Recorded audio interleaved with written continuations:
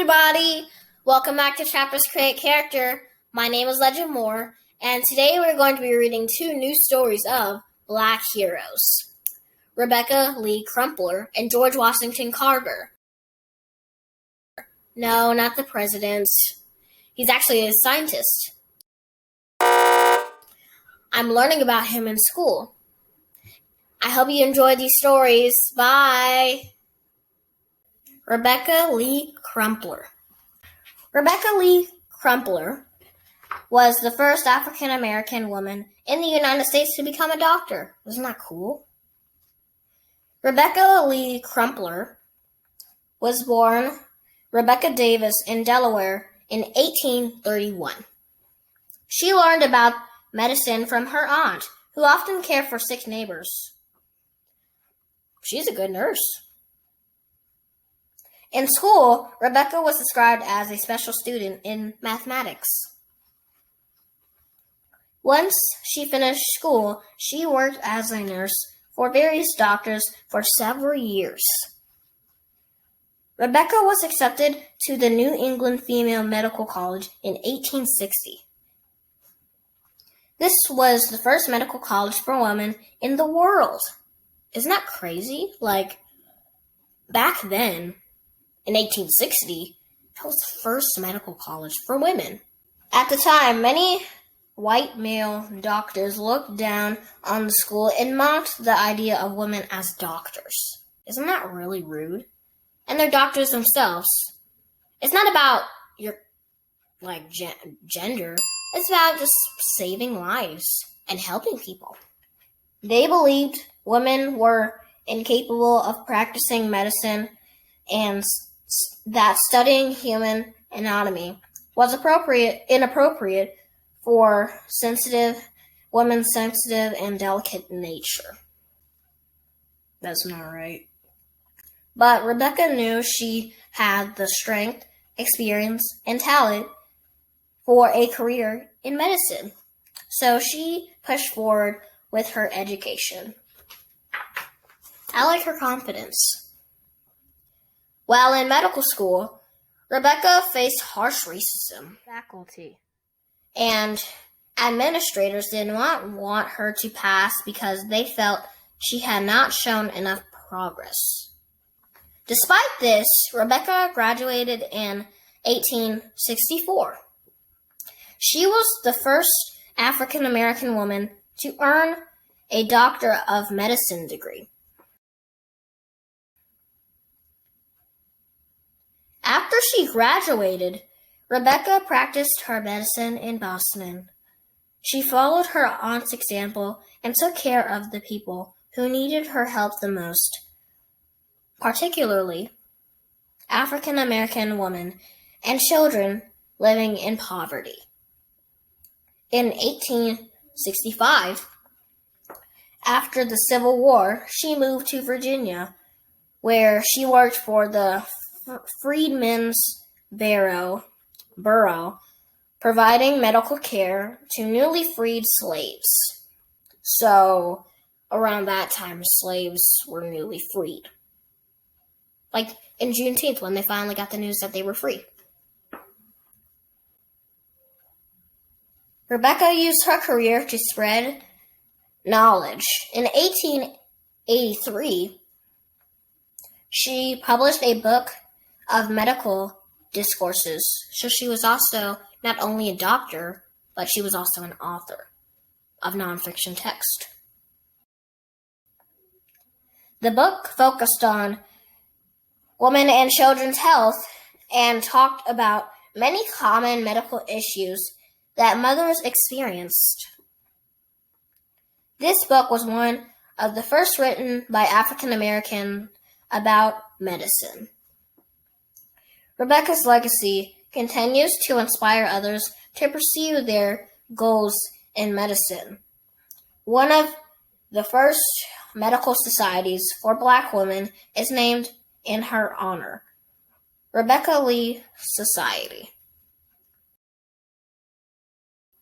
That actually kind of rhymes. Her old home in Boston is now a stop on the Women's Heritage Trail. So it's kind of like a memorial or museum, like Martin Luther King Jr.'s house in Atlanta. That turned into a museum.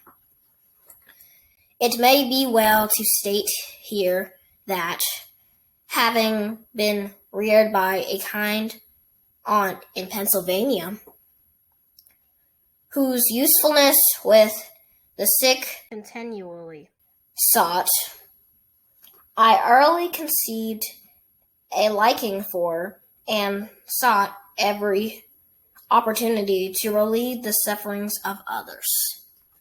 Explore more. Search online or at your local library to learn about the first African American nurse, Mary Eliza Mahoney, and other early pioneers in medicine. George Washington Carver.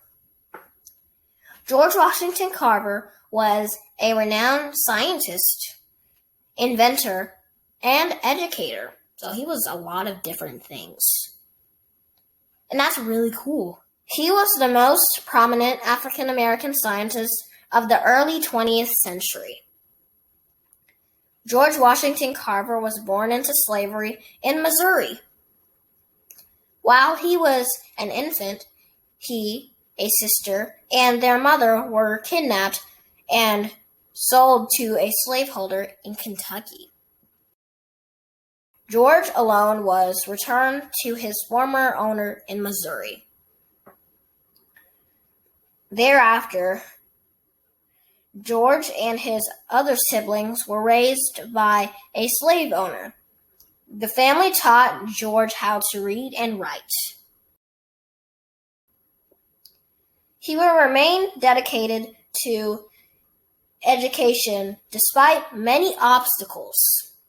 Black people weren't allowed to attend the nearby school, so every day he traveled 10 miles to school. His determination paid off, and he eventually graduated high school.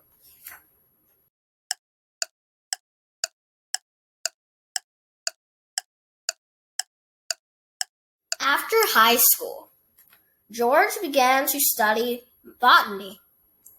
He was the first Black student at Iowa Agricultural College, now called Iowa State University.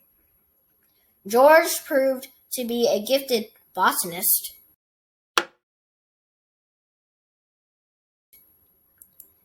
And many of his teachers encouraged him to continue to graduate school. I really do love all the people in this story and their determination to have equal rights, put them out there, People who need speeches, you have to give them an applause, Good job. Good job. In 1896, he was recruited by prominent African American leader Booker T. Washington to lead the agriculture department at Tuskegee Institute. George's research showed farmers new ways to keep their soil healthy by planting crops other than cotton, including peanuts. Throughout the South, farmers began to use peanuts in many ways. George became the most well-known scientist in the country. He not only promoted the use of peanuts for agricultural purposes, but he also created several recipes and products that showed how the food source could be usefully used and successfully. George's work in botany dramatically increased peanut production in the United States. His work gained respect from politicians and scientists, both at home and abroad. His work continues to influence the food, agriculture, and botany fields. When you can do the common things of life in an uncommon way, you will command the attention of the world. Explore more! George Washington Carver discovered more than 300 ways to use the peanut. You can find a list on the Tuskegee University at tuskegee.edu.